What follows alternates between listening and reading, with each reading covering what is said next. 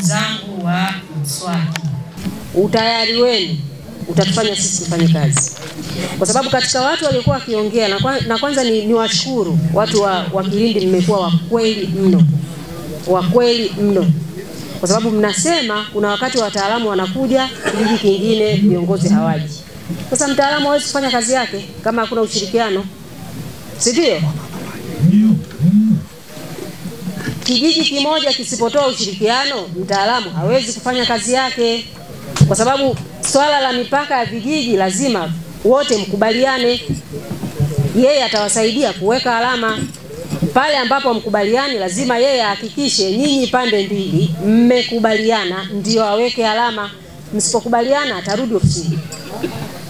Akirudi ofisini amepoteza rasilimali fedha ambazo zimetolewa na serikali, lakini amepoteza pia muda ambao angeutumia kufanya mambo mengine ya maendeleo, lakini amekuja kufanya kazi ambayo haizai matunda. Kwa hiyo niwaombe na nisisitize kwenye hii, tutakapoleta timu ya kuja kufanya hizo kazi, naomba mtoe ushirikiano. Mgogoro wa wakulima na wafugaji, kiongozi, kwa kweli ni wa muda mrefu sana hapa kwenye kata yetu au tarafa yetu, lakini hususani ni kukosa sehemu za malisho. Mifugo ni mingi lakini haina mahali pa malisho. Hili ndio tatizo. Mgogoro huu unakuwa ni mkubwa, unatuletea shida. Mipaka bado ni tatizo kubwa. Afisa ardhi tarehe 5 mwezi wa 11 2018 amewahi kuwaita viongozi kwenye maeneo haya, wakakutana kule Mbogoi, lakini kubwa zaidi alitaka kuwabainishia mipaka ya kijiji hadi kijiji. Lakini kwenye zoezi hili afisa ardhi baada ya kusoma ramani pale alienda kukwama kwenye kijiji cha Mabaranga.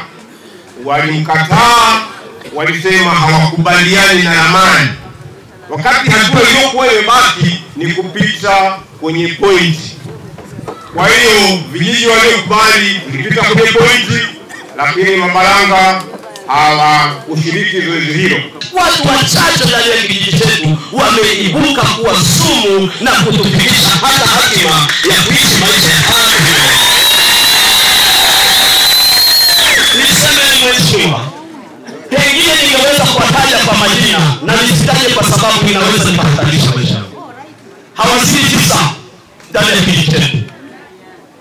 Hii ninapozungumza mheshimiwa, tumekaa vikao, mimi mwenyewe nikiwa mfuatiliaji wa jambo hilo kwa namna tu ya kisheria na kwa taratibu, kwenda uongozi wa kijiji, kwenda kata, tumekaa vikao vya upendo. Tukaenda kwa mkuu wa wilaya tukazungumza naye, ikafika wakati tukaambiwa kaeni, hakuna bugza lolote, na kama kuna tatizo mtakuja kupewa utaratibu wa kutoka. Jamhuri ya Muungano wa Tanzania inawapenda watu wake, haitawezekana mkaondolewa bila taratibu, kwa sababu mko kwenye makazi yenu halali.